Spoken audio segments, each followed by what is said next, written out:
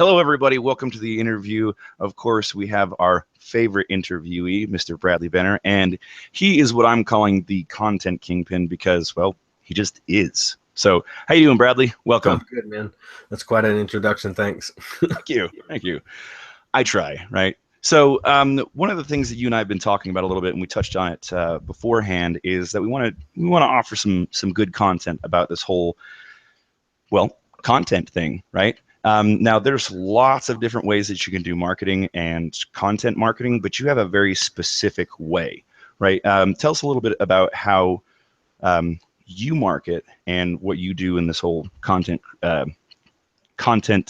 marketing. There we go. Okay. Well, I got started in content marketing by accident. As part of my SEO agency, I was providing SEO services for clients, and I kind of stumbled upon the fact that blogging from the website, so from client websites, was one of the major factors that would help me to get the sites to rank in Google for the desired keywords, and which would drive leads to the business. And that's essentially what my job was to do, was to generate leads. So once I realized and kind of discovered that blogging consistently was what would help the sites to rank, I needed to kind of streamline the process, because content marketing, to me, again, it wasn't something I had ever planned on doing. I'm not a writer. I like the technical aspect of SEO. I don't like writing. So it's really painful for me to write because it takes me forever. So I was doing it actually for some of my own sites, my own lead gen sites, but also for some client stuff. And it wasn't possible for me to continue doing it. So at least when I had to write anything, because it took too long. So I discovered content curation back in about 2011, I think it was. There was a software program that had come out that was supposed to help curate, make it easier to curate content.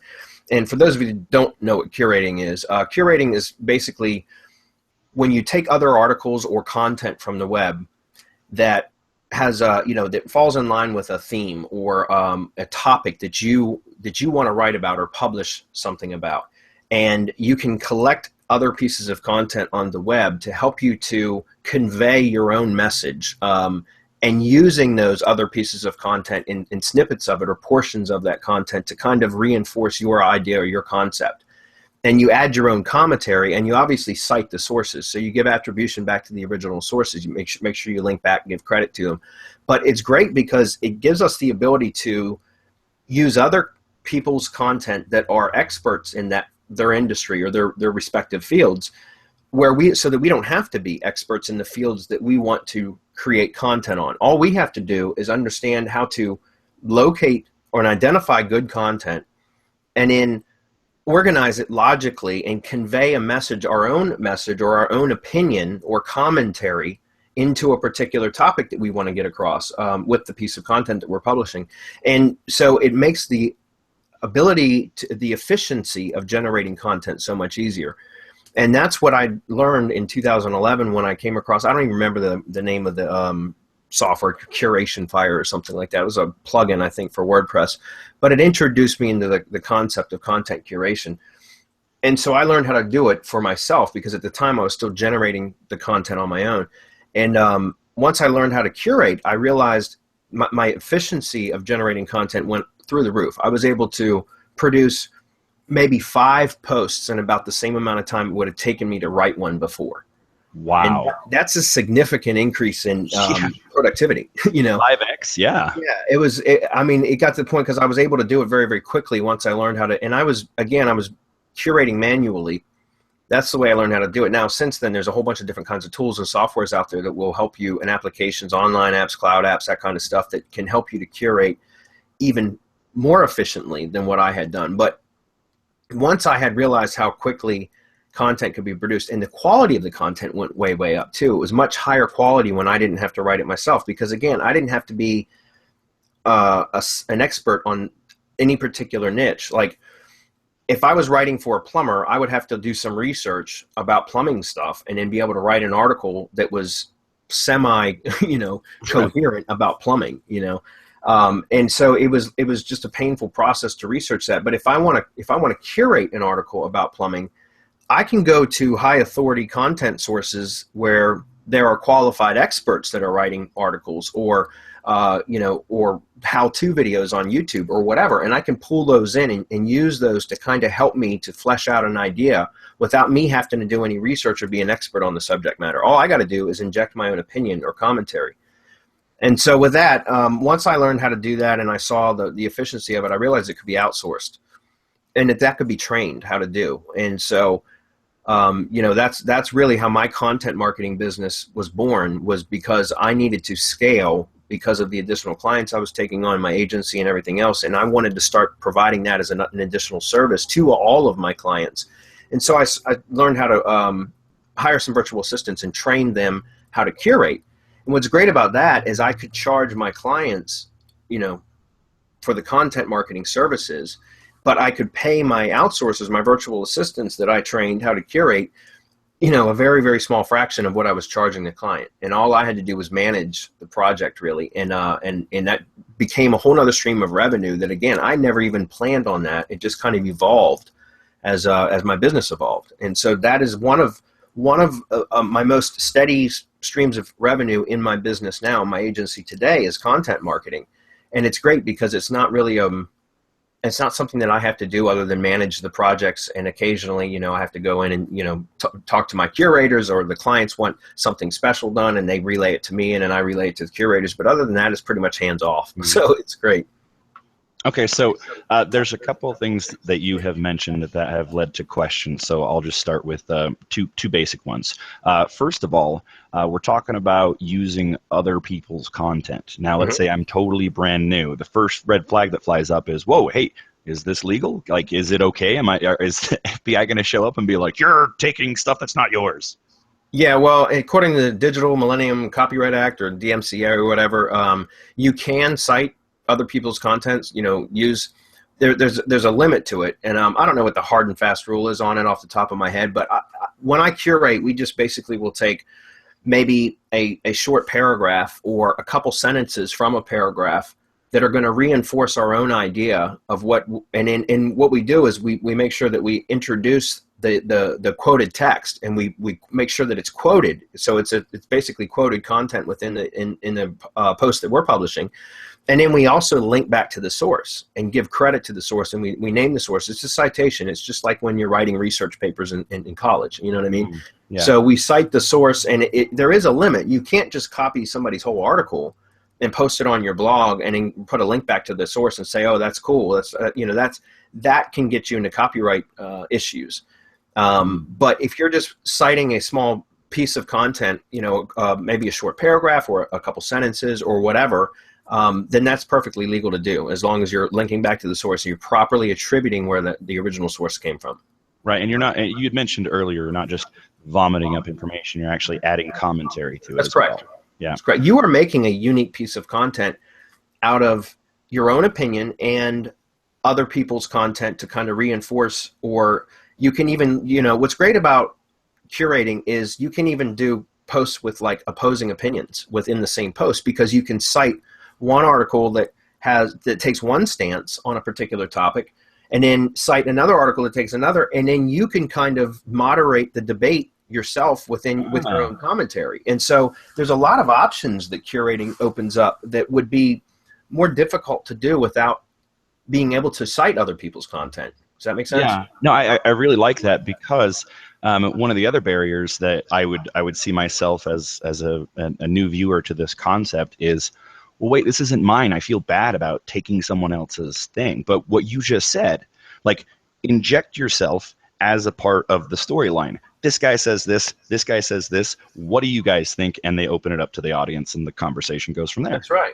And then, think about, when you're curating a good article, a good post, and if it has potential to generate traffic to your own post, and you're citing other people's content, then you're essentially going to be a conduit for driving traffic to them as well, and that would be beneficial to them too. Does that make sense? So it's kind of a win-win situation, because if you have the ability to generate traffic to your own content, which is really the goal of any content, right? It's not just publish content just so you can, that it's out there. You know, the goal of publishing content is to generate traffic. Is And to you get want to do it. I'm sorry, go I'm ahead. sorry. Well, and you want to do it as efficiently as possible, right? Yeah. And so my point is, if you got content out there that you are curating and you're citing other people's sources, which makes your content better because you don't have to be an expert, like I said, because you're using other people's who are experts in that subject matter, using their content to create your piece of content with your opinion, your commentary added to it. But if it generates traffic, then it potentially will drive traffic back to the sources too. And so it's kind of a benefit all around. Plus, from the SEO standpoint of it, you're also linking back to the sources. So you're giving them a bit of an SEO benefit while at the same time receiving benefit for your own site because you're outbound linking to relevant and related content sources, particularly if they are high authority sources and or other people's content that have a lot of social engagement. Those are really, really good signals for your own website, just to be including those pieces of content and linking back to those sources on your own content. So it's a win-win situation for all parties involved, in other words. Yeah, I was actually going to ask about that. Is there anything else to expand on that SEO wise? Because that's the other thing is that, okay, so it's totally legal, and I don't feel bad about using someone else's content. But what about the whole duplicate content? Am I going to get thrown in the Google sandbox? No, not at all. Because duplicate content is really only an issue if you have duplicate content on the same domain. So if you have two pages on the same domain with exact copies of content, then that can cause issues. But having one, first of all, when you're curating articles, or curating content, it's not duplicate content because you are creating an original piece of content. That is true. Okay. You know what I mean? So there is no duplicate content issues there either. Okay. All right. Okay, that absolutely totally makes sense. And it also makes sense that's why you can also, as you've been mentioning before, outsource that particular task. Yeah, that's right. And that's the thing is, what we teach inside the Content Kingpin training course is there's two different levels of curators, in my opinion. And because I've got a lot of curators, on my team. And so I have curators that just curate for link building reasons. So essentially they curate articles that are going to be used to post on other people's sites, on our own private blog network if we have private blog network sites, Web 2.0s, things like that, article directories, places that we could get backlinks from for posting content. So there's that. There's like the SEO. So that's essentially just curated content, but it doesn't have to be as detailed or as as high quality. So it's something that can be done very, very quickly and very inexpensively. But then there's also money site curators, what we call money site curators. But those are basically the curators that curate content for client sites or my own lead gen sites or people's blogs, that kind of stuff. And so that's going to be the higher quality type of curated post. And we can outsource all of that. So, I mean, I've trained out people to curate in the UK, in Africa, and in the US. And those are the three sources that I go to. I've got virtual assistants in those three areas that I go to for my money site posts, which are great because those are like, anytime, even if I get a new client in an industry that they've never been familiar with before, they can within about 2 weeks, maybe 3 weeks, they can be curating posts in that industry for this new client. Which is beautiful. It's something that I don't have to do. Fast. Yeah, within 3 weeks. It really, in those 2 or 3 weeks that it takes to get up to speed is really about content discovery. It's about finding content, good content sources, and filtering through and setting up the proper filters and stuff to where they only get the best qualified content to use to curate. And so that takes a little bit of time to dial that in. But once it's dialed in, it's like 100% on autopilot. And the virtual assistants take care of that. But then I also have, my group of virtual assistants that just do the link building type curated posts. And those are very, very inexpensive. They can do about 3 posts per hour, 3 curated posts per hour. And I pay roughly, $3-4 per hour for that type of work. So you're looking at $1.50 maybe roughly per post per curated post.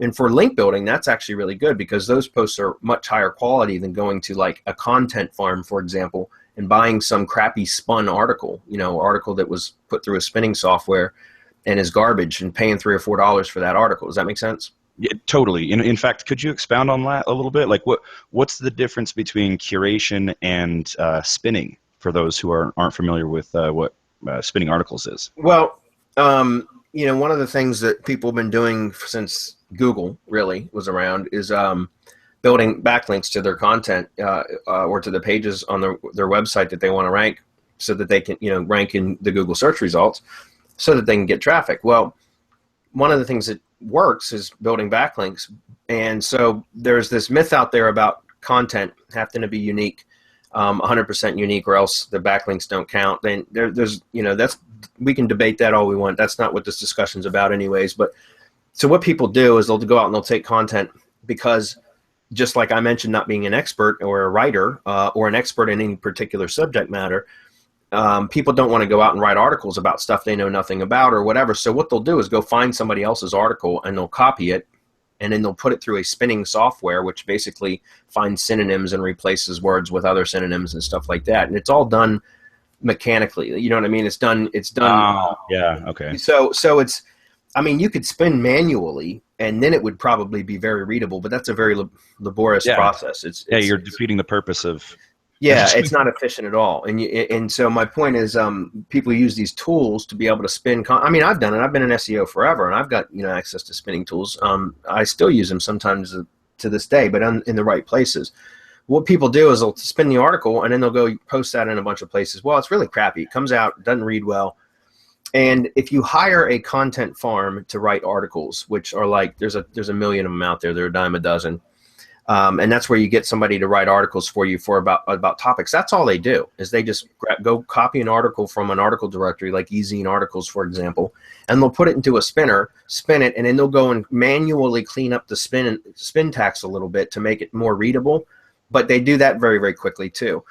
And so when you pay, and you end up paying like $3, $4 for an article that you would use for link building purposes, and it's crappy article. Right.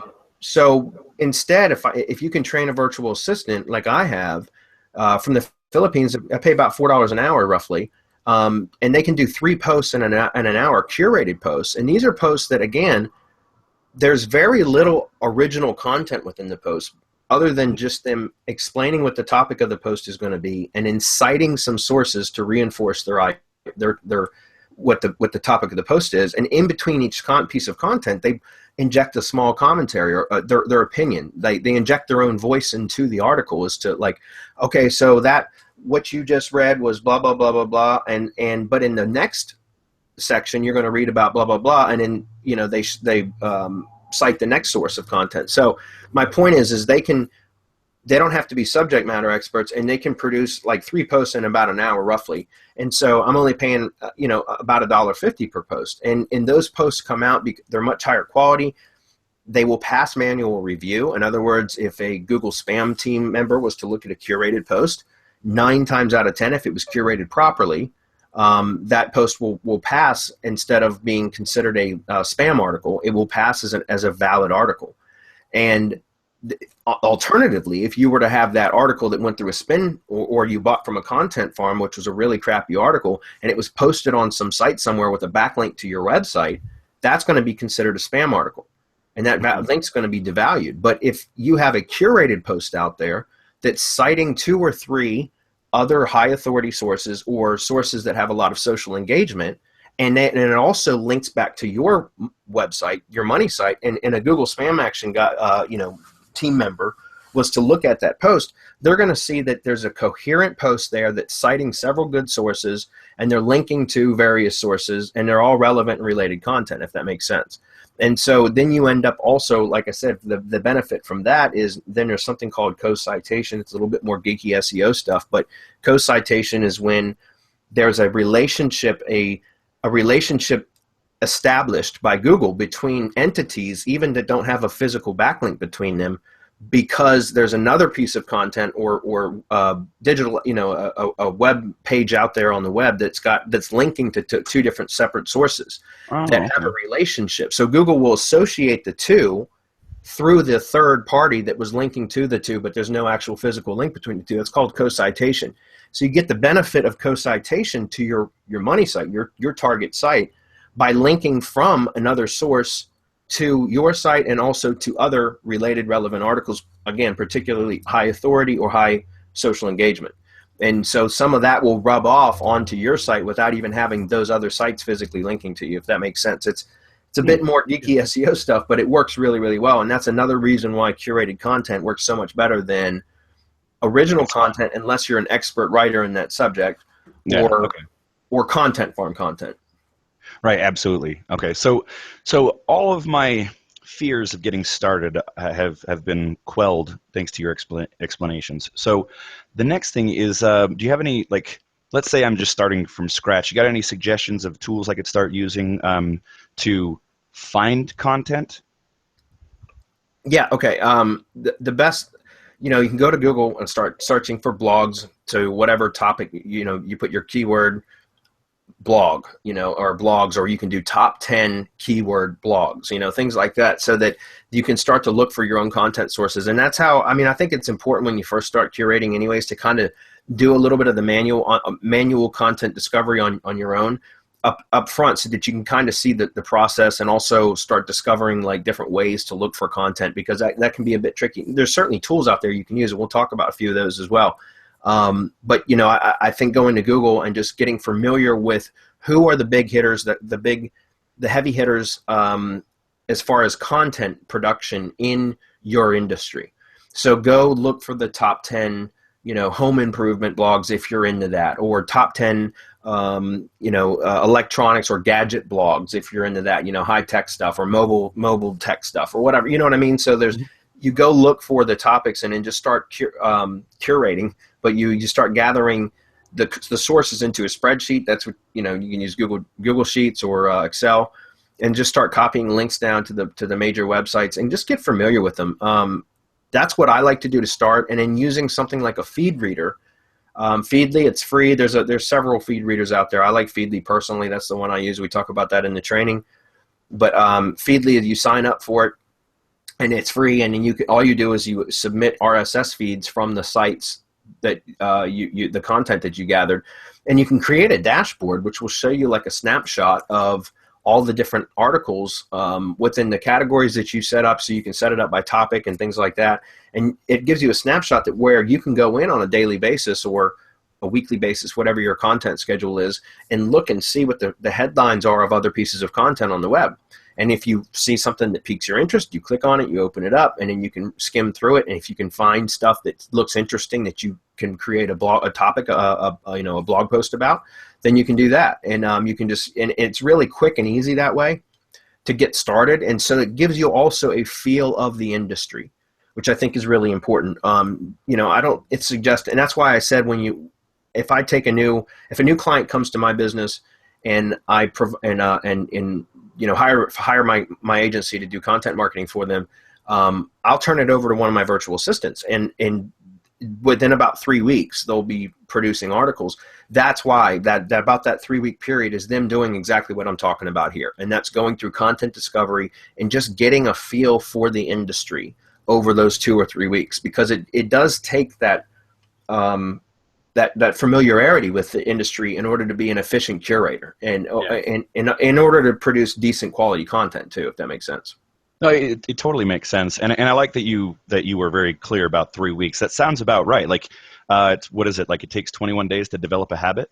Right? Yeah, something like that. So, you know, that makes sense. And what I like about what you said was just that it was very clear and honest. It wasn't like, oh yeah, you'll be able to do it like in 24 hours. Like, no, it's going to take some time, and you need some setup. In fact, I did go through the course. I really enjoyed it. Here's a quick visual of Feedly. Mm-hmm. And you guys can all see, like, you know, these are the topics that I enjoy, and it also helps me, like, every morning when my coffee's brewing, I turn on Feedly. Even though I'm not the one making all the content, I do want to get my head in the right space, because I know I'm going to be you know, curating or doing something with the content, so, you know, I need to get ahead of it. So very simple to do, and you can just work it into your routine, just like I have, and it's very, very, very simple.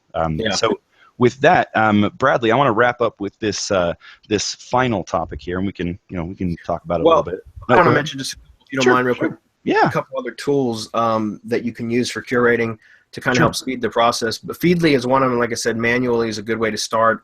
There's a couple other ones. BuzzSumo, buzzsumo.com. You know, they have a free account, and that's very limited, but a paid account costs you about $100 a month.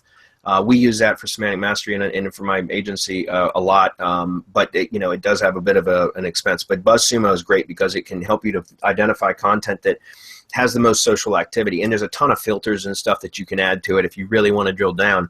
But it's very, very cool. So BuzzSumo is a great site to play around with.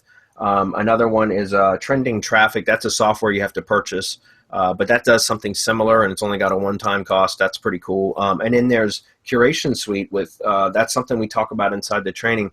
Scott Scanlon's product, but he's got what's called a listening engine, which is very similar to BuzzSumo, but it does some other things too, and that's something else that could be used. But those are all kind of tools that you can help to kind of help you to speed up the content discovery. You can do it manually, and I suggest if you're just learning about curation and how to curate, that you do it manually first, and get familiar with the whole process before just diving right into those kind of tools. But then once you get familiar with it, if you're going to create a business out of this or make this a part of your business, which I recommend you totally do, then investing in those kind of tools are going to just make you more efficient. Yeah. Well, and that's one thing I do really like about a lot of your products is the simple fact that everything is based on you've already done it and you're showing exactly what you're doing. And you always preface it, figure it out first, then train your virtual assistants, because they're only going to be as good as you teach them. That's right. So get it figured out. You don't, you don't have to be like a master, right? You just got to know how to explain it to somebody else at a second grade level to get over the language barrier. Yeah. Yeah. I mean, that's just it. In my opinion, you have to be able to understand it well enough to be able to know whether the work that you're outsourcing is getting done properly. You know what I mean? Like if you've never done it yourself, then it's going to be hard to judge whether it's being done correctly, in my opinion. And I think it's better to get familiar with the process first and then outsource that as quickly as possible. Content marketing is certainly not something I want to do myself. So again, I learned how to outsource it, and I haven't really had to do any content marketing on my own. Other than occasionally I do write a blog post that I want to, but that's very rare. So, but the content marketing that side of my business just keeps humming along, and it has been for years now. And it just produces revenue month in and month out, and it requires very, very little attention on my part. Wow. See that's top shelf, right? Like, I mean, Yeah. That's exactly what most, internet marketers, entrepreneurs are aiming for in the first place. And you got it all laid out right there. Yeah. So is there any other tools or tips that you can think of before we move on to the last point here? No, that was it. That's a pretty good list to start with. Start off manually and then check out a couple of those tools I mentioned if you'd like. But I would even wait and do that until after you've, got a few. Once you understand the concept and you got it down pat, that would be a good time to look into some tools. Cool. All right. So is there any time-saving things? Because so got past the initial fear, and now I know what to do. How do I make sure it gets done? Most people that I run into, man, I don't have time for anything. So we're talking about adding an extra thing to our already busy lives. Do you have any suggestions on how best to approach this as far as getting off your butt and doing it, like a schedule of some kind? Yeah, the best thing, in my opinion, is to batch the tasks. One of the key parts of content marketing that makes it so effective is consistency. So if you're publishing on a consistent basis, now the frequency, that's a different story. Like what it's going to depend on your industry and what your intentions are, or what your goals are with your content marketing. That's going to determine your frequency of publishing. So that's, how often you publish. But consistency should be key regardless of what your frequency is. So what I mean by that is, you might only post once a month. That's fine. Post on the same day every month is my point, and be consistent with it. Okay. If you post once a week, that's great. But make sure you post on Wednesday at 3 p.m. every week or something like that, so that as you start to develop an audience and stuff, people they depend on that, and that you want that regularity and that frequency, and you want and that's what I think makes it the most effective. And also for the SEO part of it, it gives the proper signals, and having consistency there builds trust over time, and it continues to build the content up on your site that's all relevant to your industry, so it makes your site become more authoritative. So there's a ton of SEO benefits in that as well. So my point is, when it comes to time to like what you said, how to get started and not knowing how to do the time, what I found is to batch those tasks to where Like if I'm going to sit down and curate, and again, if you're doing this for your own blog or something, that's fine. I encourage you to learn how to curate anyways. But if you're doing this for like a service, if you're providing this as a service or whatever, outsource this, guys. Outsource this. But even for those of you that want to do it yourself, what I recommend is that you sit down and you do like, a 3-hour block of time or whatever, where you just do one post after another and you schedule them to be published in your blog. Okay. That way you get the consistency that if something happens, let's say you post once per week and you sit down within a 3-hour window or a 4-hour period or whatever, you end up publishing 3 or 4 really good curated posts that you're going to publish on your own blog. Well, now you've got a whole entire month's worth of posts already ready and scheduled to go. If you schedule them to be published in your blog, they're ready to go.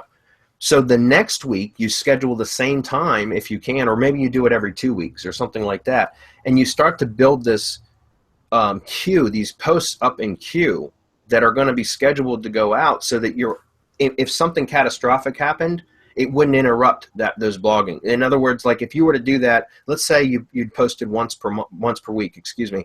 So that's 4 posts per month. And you every 2 weeks you sat down and did a block of just curating, publishing curated post time, whatever, and you just generate the content. And let's say you did 4 in that time every single 2 weeks. Within just a few months, you'd have pretty much 6 months scheduled out in advance. And that way, if anything ever were to happen to you or your business, or you needed some time off or whatever, you'd have your blog would be steadily pumping out content because you already had it scheduled. So that's the biggest key, in my opinion, is to just start backing that up and banking posts, in other words. And the best way to do that is to kind of batch the task, because if you are publishing once a week and you make yourself sit down and write or curate a post once per week, you're probably not going to be very consistent. I mean, it's very difficult for the people to always sit down and publish a post on the same day every single week. Does that make sense? Oh yeah, absolutely. Like sometimes you just don't have the motivation to do it. Like it's not every day you're like, yeah, I'm going to get out there and take on the world. Something comes up or whatever. Yeah. And then you start, the consistency falters and you start to lose some of the audience and some of the trust and blah, blah, blah. And so it's just better just to go ahead and batch them out. And plus, like I've said in other trainings that I talk about, everything has momentum. And so if you're in the zone of curating posts, curating content and writing, and you're in that whole creative mode, then it's better to stay in that mode and keep doing that than it is to try to get into that mode once per week. At least with me, it takes a ton of time for me to get into that creative mode. So once I'm there, I want to try to get all my creative work done as much as I can. So yeah, preaching to the choir, man. So I can tell you case in point, actually a very recent story. Yesterday, out of nowhere, power goes off for me. I mean, yeah, like it was really surprising because it's been so long since I've ever had any like power outages and stuff. But it was bizarre because I don't know, have you ever had a vehicle stolen or anything like that? No, thank God. Okay, well, like there's that moment where something's wrong and you just don't know what to do. You're like, wait, this just happened. Is this real? I mean, I spent half the day trying to figure out what to do with myself because I'm always working, right? So like having that set up, like that's my point is getting those batches is very important. Of course, beyond just I don't feel motivated, like you were saying, like there's just stuff that comes up that you aren't able to control, and getting back to that can be very, very difficult. So yeah. All right. Well, so having all those, and yeah, I mean, just to reiterate, having all that stuff scheduled out, it creates like peace of mind. It's like insurance. You know what I mean? It's having it there. It just really does. Because even my curators, my lead curators, the ones that post on money sites and client sites, there's always at least 2 or 3 posts scheduled out in advance, so that if anything happens with any of them where they get sick or whatever, there's at least a week or two's worth of posts already scheduled in the bank and queued out to where it doesn't take any intervention on my part whatsoever. And that's why I said my content marketing business just hums along and with, very, very little input from me, because we just got this good system that works. And that's, and it's just because of having good curators that I trained myself. And this is something it's a trainable process. That the Content Kingpin training is exactly what whenever I hire a new curator, All I do is give them that training, and that's essentially what they go through. And then we do some back and forth, obviously via Skype, but that's it. And then they're trained. Oh, wow. So if I got Content Kingpin, I could do the same thing with my own virtual assistant. Absolutely. Go. Absolutely. There's no reason for you to have to create the training yourself. If you want to, there's going to be probably supplemental trainings that you're going to have to create specific to projects and stuff that you're working on with your curators or your virtual assistants that you hire as curators. There's no doubt there's going to be some requirement on your part to be able to train virtual assistants specifically for your business or your client's business, whatever. But for the principles of how to learn how to curate and the concept and how to do it, how to actively actually do the work. Content Kingpin is exactly what I mean. The training is the same training that I give to my virtual assistants. What we did was we just kind of repackaged it and prettied it up to make it a product for the masses too. But my point was that it really is the same exact training that I give to the curators that I hire. Within again just some additional stuff that's more project specific, obviously, but it's it's that good. You can take a virtual assistant and put them through. If you purchase Content Kingpin, you can put your virtual assistant, give them access to your training, let them go through it, and then they should be able to curate by the time they're done. Wow. See, I don't know of many courses that are so thorough in their explanation that you can hand it off to a person who doesn't natively speak English and they can take care of it, right? Yeah. Yeah, and the reason our training is that way is because, we have going on 30 virtual assistants now. And so, we create the training to train our virtual assistants on the processes that we use in our business. And then because it works so well, we end up making products out of it and selling them so that other people can benefit from the work that we've done already, then proven that it works, so. Wow. All right. Well, I really appreciate your time. I know you got to go here pretty soon. So do you have any final thoughts before we wrap up and head on with our day? No, just the only thought I could say is that, content marketing is becoming, it's in such demand, in such high demand, and it's only becoming more high demand. It's huge. It's a huge industry. And I know that they're like by 2020, and I don't know the exact figures, but it was some silly number, like $80 billion a year or something like that in business. And again, that's a statistic. I heard the statistic. I don't know what it is exactly, but it's something astronomical. It's ridiculous. And the demand is so high already. And it's something that is easily outsourceable. It's a great way to generate additional revenue, and it can be completely outsourced, and it's something that is it can complement so much. The overall goal of content marketing is to drive traffic and generate leads or make sales or whatever, because that's essentially, why do you want to drive traffic to your site? Well, if you're a business owner, it's probably because you want them to come to your store, you want them to call you to use your services or to purchase something from you or whatever. If you're an online marketer, you want the same thing. Everything's done online. My point is, no matter what business you're in, you want traffic so that you can generate leads or make sales. And the content marketing is a great way to generate traffic, especially if you can take that like just posting content on your blog isn't good enough unless you already have a significant amount of traffic. I mean, just posting content, don't get it wrong, isn't going to generate traffic. Okay, you have to do some things to amplify that content. And that's where, SEO comes in. You could do a ton of stuff. I mean, we have the IFTTT SEO Academy, which will teach you how to basically amplify or syndicate your content out to a vast network of sites, which gets, a lot of additional traffic and attention. That's one thing. But, I mean, you can boost posts. You can publish your post, share your post on Facebook and then boost that. That's a great way to generate traffic.